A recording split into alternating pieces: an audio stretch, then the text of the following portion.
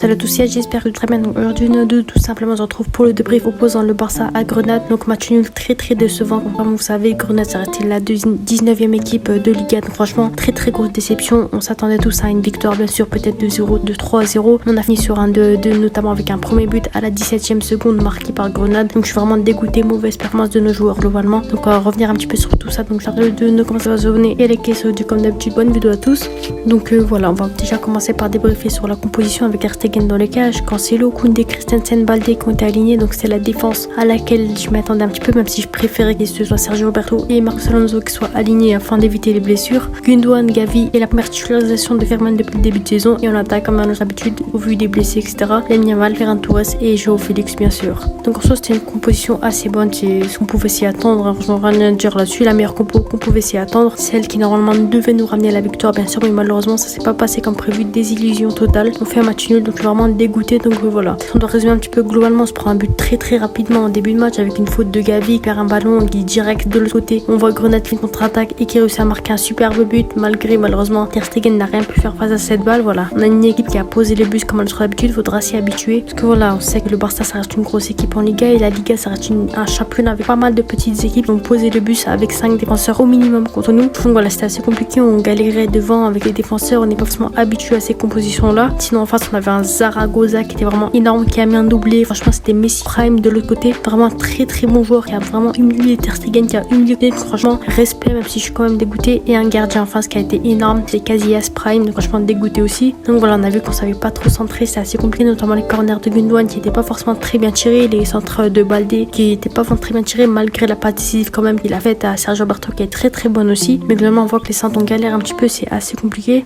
Voilà, mais globalement dans la position on voit clairement le manque de Pedri, de Jong, Rafinha et Lewandowski. On voit que c'était assez compliqué, on n'avait pas de réel meneur de jeu, réel joueur qui veut mener cette position, cette équipe simplement. Donc c'est vraiment très compliqué, je suis vraiment dégoûté. On voit vraiment leur manque, j'espère que face au Classico on va pas galérer comme cette fois-ci. Voilà, là c'était Grenade quand même dégoûté, match dégueulasse quand même, je vais pas vous cacher, malgré le égalité qu'on a pu arracher en fin de match, vraiment dégueulasse. Match complètement mal géré par nos joueurs tout simplement, malgré la bonne composition qui était alignée au début. Voilà, si on doit retenir un truc encore une fois, ça reste la blessure de Koundé. Je suis vraiment dégoûté. Voilà, il se blesse, encore un joueur qui se blesse, le 5e joueur titulaire qui se blesse. Je suis vraiment dégoûté. Normalement si tout se passe bien ça devrait pas être hyper grave, mais voilà, ils avaient dit la même chose pour Lewandowski et au final il est blessé pour un mois. Koundé apparemment ce serait une entorse au genou ou à la cheville. Je suis vraiment dégoûté, ça va pas rester longtemps, j'espère qu'il sera présent pour le classement.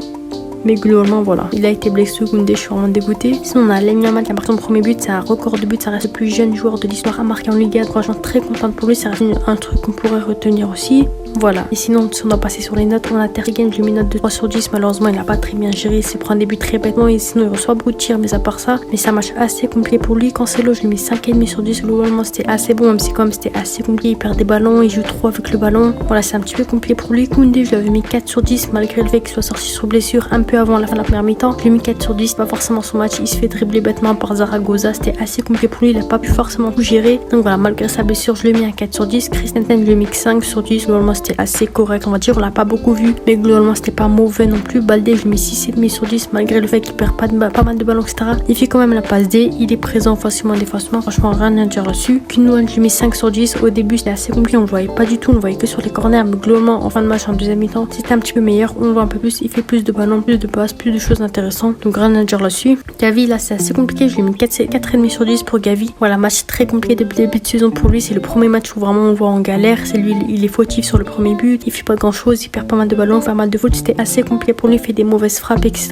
Donc, franchement Gavi, voilà, on va pas lui en vouloir non plus, on va pas retenir ce match là, on va pas retenir ce côté là non plus, mais j'espère qu'il va pouvoir se rattraper sur le prochain match. 4,5 sur 10 c'est même une note assez mauvaise, donc franchement j'ai hâte de le retrouver sur le prochain match. On va pas forcément retenir cette performance, mais globalement pour vous dire à quel point malheureusement il n'a pas été à la hauteur par rapport à d'habitude. Ferman Lopez je lui ai mis la même note aussi, malheureusement on l'a pas vu par rapport à comme à Séville, comme sur les derniers matchs on l'a vu, il a été énorme, c'est pas du tout son match aujourd'hui, on l'a fait aussi. 4,5 sur 10 c'est assez compliqué aussi, on l'a pas du tout vu. Ferman Lopez c'était assez compliqué pour lui, j'espère qu'il va pouvoir se rattraper sur les prochains matchs, on sait que certains joueurs ont un énorme potentiel, c'est pour ça que moi Ferman Lopez bon voilà, je lui ai mis 4,5 sur 10. Lamine Yamal je lui ai mis 6 sur 10. Globalement il fait un bon match, il fait de très belles choses, j'ai pas forcément compris sa sortie, mais globalement franchement il fait un bon match, il marque son premier but, il est intéressant, il fait de belles choses malgré quelques pertes de balles, mais mais globalement 6 sur 10, ça reste quand même une très bonne note. Ferran Torres, je lui ai mis 2,5 sur 10, dégueulasse match, vraiment dégueulasse. On voit à quel point Ferran Torres, on voit à quel point il est dégueulasse. On voit en fait quand il est titulaire, il est très mauvais, on l'a vu dans quelques matchs, mais quand il est en super sub, quand il est en remplaçant en fin de match, c'est vraiment énorme. Il marque des buts très intéressant. Pour moi, Ferran Torres, ça reste pas un joueur à mettre titulaire, mais ça reste un joueur à mettre en super sub. Justement, il rentre en fin de match pour marquer les buts, pour faire la différence. Là, c'était assez compliqué, il perd beaucoup de ballons. Il est notamment fautif sur le hors-jeu en fin de match de João Félix. Comment il est notamment fautif de ce côté-là hors-jeu. Franchement, Ferran Torres, il a raté pas mal d'occasions de but, on va dire, qui aurait pu nous ramener à la victoire. Donc franchement, je suis assez déçu quand même. Et João Félix, le Messi, c'est 1,5 sur 10. Globalement, il fait un très bon match. Quelques occasions manquées, c'était assez compliqué pour lui quand même devant les buts, malgré le but hors-jeu marqué en fin de match, notamment à cause de Ferran Torres. Mais globalement, franchement, João Félix, il fait un bon match quand même. Voilà, les rentrants, je leur ai mis 6 sur 10 pour Araujo, Roberto et Orlando. Globalement, ils ont fait un bon match. Araujo, il fait quand même des occasions de but assez intéressantes, notamment entre guillemets en tant que faux numéro 9.